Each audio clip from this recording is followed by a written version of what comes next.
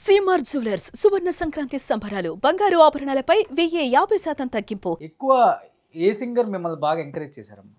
ఏ singer వచ్చిన కొత్తల్లో music directors okay, singer బాగా పాడుతున్నావు, no problem, I'm with you, ఎలాంటి టైంలో అయినా కానీ ఇంకా బాగా పాడొచ్చు, ఇలా ఎంకరేజ్ చేసిన సింగర్ అంటే ఎవరైనా ఉన్నారా?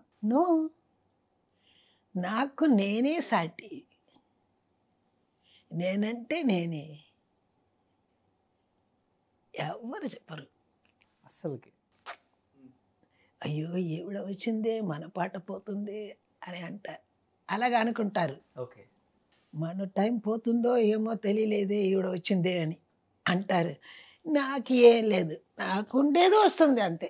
ఎవరున్నారు మీకు కాంపిటీషన్ అప్పుడు అనుకోవడానికి నా నా పాట పోతుంది అని? ఎందుకంటే మీలాగా ఎవరు పాడలేరు, ట్రై చేద్దామన్నా కానీ పాడలేరు.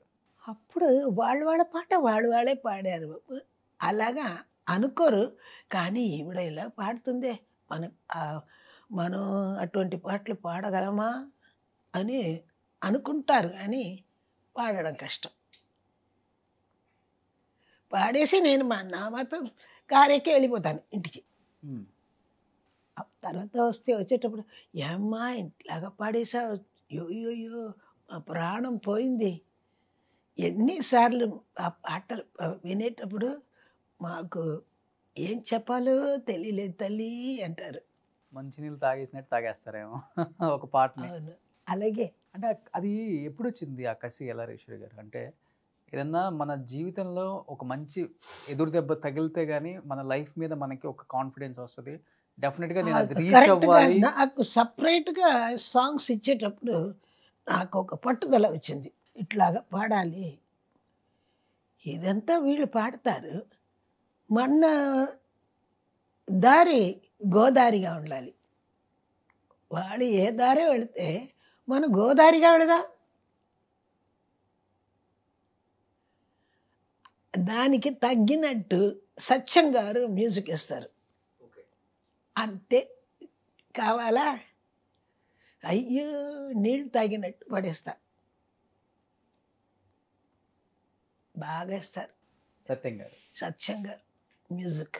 అంటే ఒక కోరస్ పాడిన అమ్మాయి సత్యం గారి మ్యూజిక్ చాలా బాగుంటుంది, ఇప్పటికీ వినేటప్పుడు కూడా అది హుషారుగానే ఉంటుంది. అంటే ఒక సాంగ్ కూడా పాడలేరు అని బయటికి నెట్టేసిన ఎల్లారేశ్వరి ఈరోజు ప్రపంచవ్యాప్తంగా పేరు ప్రఖ్యాతులు, సిరి సంపదలు సొంతం చేసుకున్న కలయిమామని ఎల్లారేశ్వరి గారు. ఎలా ఎలా ఎలా టర్న్ అయింది అసలు? అది ఆ కసి అక్కడి నుంచి వచ్చిందా నెట్టేసినప్పుడే? ఇప్పుడు మా సాంగ్ పాడటానికి వెళ్ళినప్పుడు మిమ్మల్ని బయటికి నెట్టేశారని విన్నాను నేను.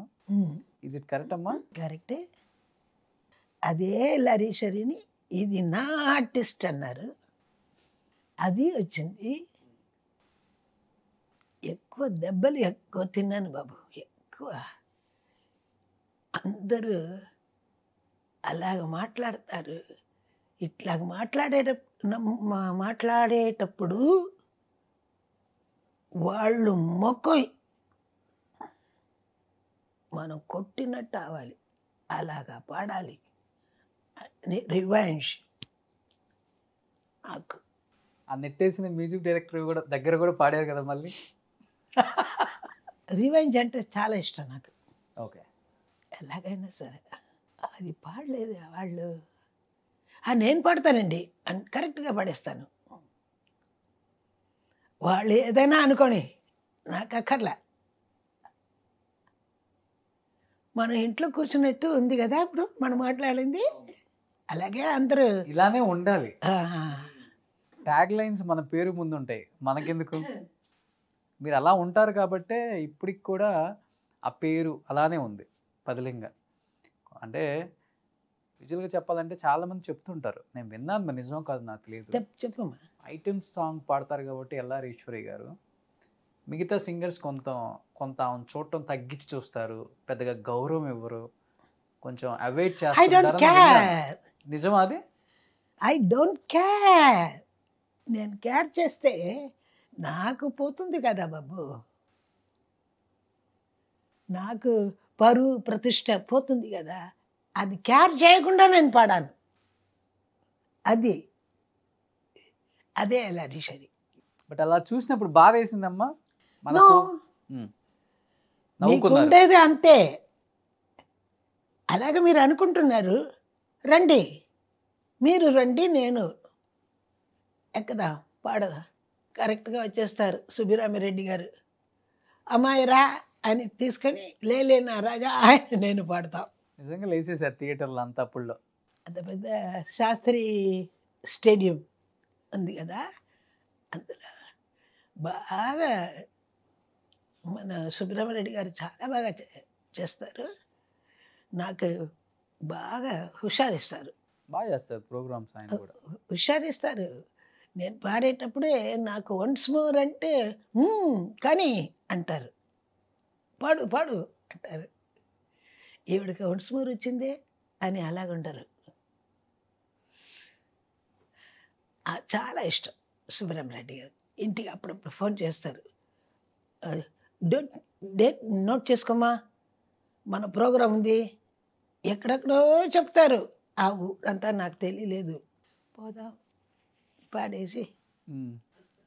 మీ అదృష్టం ఏంటంటే మీ పాటలకి ఏజ్ లిమిటే ఉండదు అసలుకి. చిన్న వయసు నుంచి 90-100 సంవత్సరాలు ఉన్న ముసలాడి వరకు కూడా మీరు ఒకసారి మైక్ పట్టుకున్నారంటే ఇంకా డ్యాన్స్లు వేయాల్సిందే ఖచ్చితంగా. అదే ఈ జనరేషన్లోనే ఇలా అనుకుంటున్నాం మీ గురించి. అప్పుడు ఇంత మీడియా లేదు, ఇంత పెద్ద ఎత్తున ఎవరి గురించి రాయరు. అప్పుడు ఎలా అసలుకి హ్యాండిల్ చేయగలిగారు ఇంత ఇంత ఫేమ్ అసలుకి? తెలీదు బాబు, ఎట్లాగా హ్యాండిల్ చేసాము, ఎలాగ పాడాం. పాట అంటే అంత ప్రాణం, పాడేటప్పుడే చనిపోవాలి. అది ఒక్కొక్క ఎవరైనా ఒక పాట ఇది ఇలాగ పాడితే వాళ్ళు ఏదో పాడి ఉంటారు పాపం, బాగానే ఉంటుంది. అది ఇలాగ పాడితే ఎలా ఉంటుంది, నేను సపరేట్గా కూర్చొని అది హమ్ చేస్తూ ఉంటాను. ఇలాగ పాడితే ఇలాగ బాగుంటుందే, ఎందుకు వాళ్ళు అలా పాడలేదు అని అనుకుంటాను. పాడితే బాగుంటుంది, మనకు వచ్చేటప్పుడు అలా పాడదాం. సుమన్ టీవీలో మీ పర్సనల్ అండ్ బిజినెస్ ప్రమోషన్స్ కోసం కింది నెంబర్కి కాంటాక్ట్ చేయండి.